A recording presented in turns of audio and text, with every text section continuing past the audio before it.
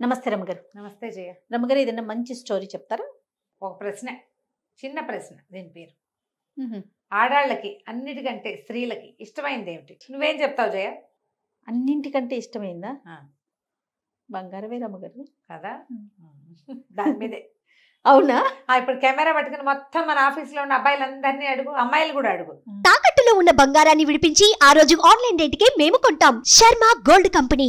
అన్నిటికంటే నీకేది ఇష్టం అని అడిగితే వాళ్ళకి తెలియదు వాళ్ళకి ఏమి ఇష్టమో. ఏదో చెప్తారు, ఇట్లా బంగారం, పువ్వులు, ఆకులు, కాయలు, కవిత్వం, సంగీతం, బోల్డని చెప్తారు. అసలు విషయం అది కాదు, ఇందులో ఉంది, చెప్తా. చెప్పండి. పూర్వం ఒక రాజుగారు రాణిగారు ఉండేవారు. ఓ రోజు తోటలో వ్యాహ్యాలకి వెళ్తున్నారు. ఇద్దరు కలిసి తిరుగుతున్నారు అటు ఇటు. చాలా బాగుంది తోట. ఆవిడ ఆ పువ్వు ఈ పువ్వులు కోసుకుంటుంది, ఎంజాయ్ చేస్తున్నారు. సరదాగా సాయంకాలాలు వాకింగ్కి వెళ్ళటాలు ఉంటాయి కదా. ఏమండి, స్త్రీలకు అత్యంత ప్రియమైనది ఏమిటో చెప్పండి అని అడిగితే రాజుగారు అన్నారు పువ్వులు అన్నాడు. ఏం కాదు అన్నది ఆవిడ. అక్కడి నుంచి ఆవిడ అంతకుముందు ఒక డిసెంబర్ పువ్వు కోసి దాని ఆ పువ్వుని వెనక భాగాన్ని నోట్లో పెట్టుకుని పీల్చేది. తేనె అన్నాడు ఆయన. అది కాదు, ఆయన 10 చెప్పాడు. ఆవిడ ఒక్కదానికి ఒప్పుకోవాలి. అవేం కాదు, ఇవేం కాదు, ఇవేం కాదు. ఆయన మన గణేష్ చెప్పిన బంగారం కూడా చెప్పాడు. అది కూడా కదా? కాదండి ఆవిడ.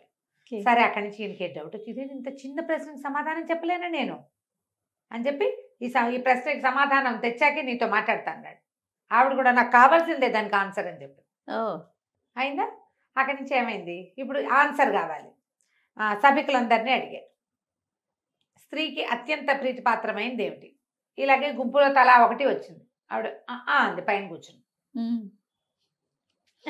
కాదండి. ఈయన ఏం చేశాడు, రాజ్యంలో చాటింపేశాడు. రాణిగారు అడిగిన చిన్న ప్రశ్న, స్త్రీకి అత్యంత ప్రీతిపాత్రమైనది ఏమిటి? ఎవరు చెప్తే వాళ్ళకి బహుమానం. జనం అంతా తండోపతండాలుగా వచ్చారు సమాధానాలు చెప్పడానికి. అంతమందిని చూశాక రాణిగారికి నచ్చిన సమాధానం చెప్పకపోతే కొరడా దెబ్బలు తగులుతాయి అన్నారు. గుంపంతా పోయారు మొత్తం. అంతేగా, వచ్చిన వాళ్ళంతా వెళ్ళిపోయారు. దెబ్బలు తినడానికి ఎవరు రెడీ అవుతారు? రాజుకు నచ్చలా. ఇదేంటి ఇంత చిన్న ప్రశ్నకి ఆన్సర్ దొరకదా నా దేశంలో నాకు? ఇలా కాదు, సభికులందరినీ అడిగాం, ఊళ్ళో వాళ్ళేమో దెబ్బలకు భయపడుతున్నారు. ఇట్లా కాదని రాజుగారు రోజు ఒక పావురాన్ని విడిచిపెడతాడు. ఆ పావురం ఏ ఇంటి మీద వాళ్తే ఆ ఇంటి వాడు సమాధానం చెప్పాల్సిందే, లేకపోతే వాడి కొరడా దెబ్బలు తప్పవు. దీనికోసం ఇప్పుడు ఈ అడ్వర్టైజ్మెంట్కి ఎంత పని ఇవి. మరి తాను చెప్పలేకపోయాడు, సామాన్య ప్రజలు ఎలా చెప్తారు? చెప్పాలి. మళ్ళీ కొరడా దెబ్బలు ఈ ఏర్పాటంతా అయింది. ఇప్పుడు రోజు పొద్దున్నే వాకిట్లో మేడ మీద నిలబడి పావురాయి మొదలుపెట్టడం. ఆ పావుర అయిపోయి ఆ ఇంటి మీద ఈ ఇంటి మీద వాళ్తాం, వాళ్ళు మెమ్మే బెబ్బే అంటాం, వాళ్ళకి కొరడా దెబ్బలు, గందరగోళం, అన్యాయం. రోజులు గడిచినాయి. ఒకరోజు ఒక పేద రైతింటి పూరి గుడిసె మీద, రైతుకు తల గుడిసె మీద వాలింది. గుడిసె మీద వాలేసరికి ఆయన చూసుకున్నాడు, పావురాయి వాలింది. ప్రజలంతా వెయిట్ చేస్తారు ఎవడింటి మీద వాలుతుందో అని. మన ఇంటి మీద వాళ్తుందేమని మనకి భయము. అవునవును. మన ఇంటి వాళ్ళదంటే అమ్మాయి అనుకుని ఎవరింటి మీద వాలిందో అక్కడికి పోతారు గుంపద్దా. పోయి నీ ఇంటి మీద పావురాయి వాలింది, రాజుగారి ప్రశ్నకు నువ్వు సమాధానం చెప్పాలి, రాణి గారిని సాటిస్ఫై చేయాలన్నారు. ఆ పేద రైతు ఒక కుర్రాడు, ఆయనకి ఇద్దరు కలిసి దీనంగా చేపలు అవి పట్టుకుంటుండేవాళ్ళు. వాళ్ళకి ఏమీ లేదు. చెరువు గట్టుకుపోయారు. ఇవాళే ఆఖరి రోజేమో 4 కొరడా దెబ్బలు తింటే మనం బతికేముండము అనుకున్నారు. అనుకుని దీనంగా చెరువు గట్టు మీద కూర్చున్నాడు. కూర్చునేసరికల్లా వాళ్ళ అబ్బాయి అన్నాడు, నాన్న నేను వెళ్తాలే నాన్న, కొరడా దెబ్బలు నువ్వు తినలేవు, నేను తింటానన్నాడు. ఒక ముసలం వెళ్తుంది దారిలో. ఏమిట్రా కొరడా దెబ్బలు ఎవరికి రాంది? ఏముంది మా అమ్మ, ఇగో రాజుగారి గోల, ఆవిడేదో పై ఊరు నుంచి వస్తుంది, ఎన్ని రోజుల నుంచో నడిచి వస్తుంది. రాజుగారు ఇట్లా అడిగారు, రాణిగారికి స్త్రీలకు అత్యంత ప్రీతిపాత్రమైంది ఏదో చెప్పమంటున్నారు.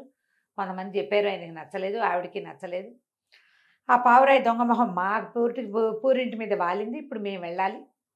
పిల్లాడో నేనా ఎవరో దెబ్బలు తినగలిగే వాళ్ళమని ఆలోచిస్తున్నాము, వాళ్ళకి నచ్చేది మేము ఎట్లా చెప్తామంటే అదో పెద్ద ప్రశ్న ఎట్రా నాయన అని ఆవిడ ఆన్సర్ చెప్పేసి. ఇంతేనా అని అడుగున్నాడు. ఇంతేరా అని చెప్పి వెళ్ళిపోయి.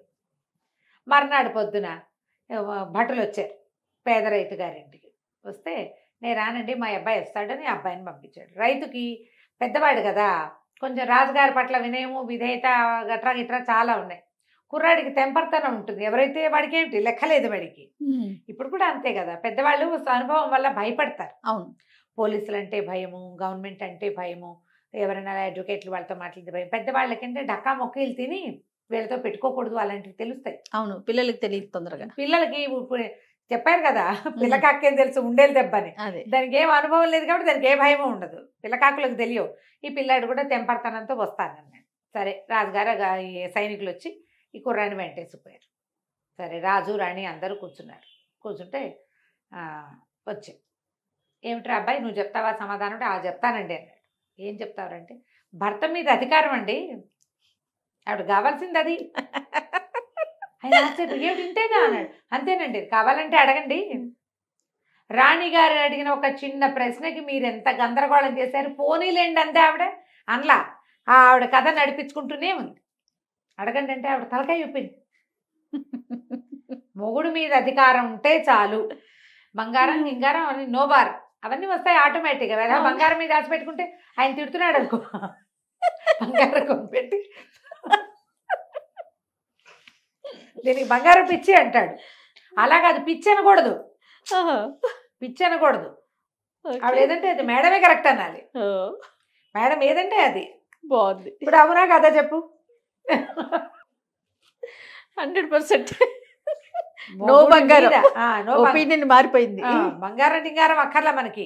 వాళ్ళు మనం అన్నదానికి అవునంటే చాలు. అది నీవు బంగారం కొనుక్కోగలిగే దశలో ఉన్నా, కొనుక్కోలేని దశలో ఉన్నా. చిన్న కుటుంబం, వీళ్ళకి బంగారాలు లేవు టింగారాలు లేవు, కానీ మొగుడు ఆవిడ మాట కాదండు. బంగారం అక్కర్లా, మాట వినే మొగుడు అంతే చాలు.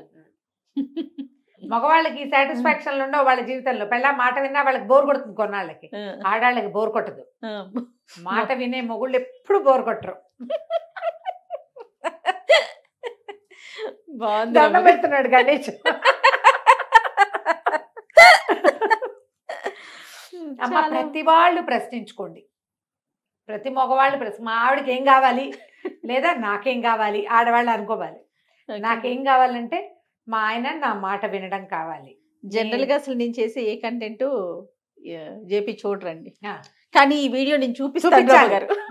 నీకే స్పెషల్ ఇది అని చెప్పేసి. సో నేను కూడా డాక్టర్ గారు అసలు ఇప్పటిదాకా ఆయన యూట్యూబే లేదు ఆయన ఫోన్ లో. ఈ ఒకటి నేను చూపించండి రామ్ గారు. డెఫినెట్ గా అందరు ఆడవాళ్ళందరూ మీ భర్తలకి చూపించండి, మీ ఫ్రెండ్స్ కి పంపించండి, దీన్ని ప్రచారం చేయండి. ఉద్యమం లాగా తీసుకెళ్దామా? బాగుంది. స్త్రీలకు కావాల్సింది ఏంటంటే మాట చెల్లుబడి, నీ ఇష్టం అనాలి, అంతే చాలు. అదొకటి చాలు. ఇంకేం ఇచ్చిన పని ఏం పర్వాలేదు, వాళ్ళు ఏం ఇవ్వక్కర్లా, నీ ఇష్టం అంటే చాలు. అన్నీ వచ్చినట్టే. ఈ మాట చెప్పాక రాజుగారు ఇంత గోల్ చేసింది ఎందుకు? ఆవిడ మాట కోసం.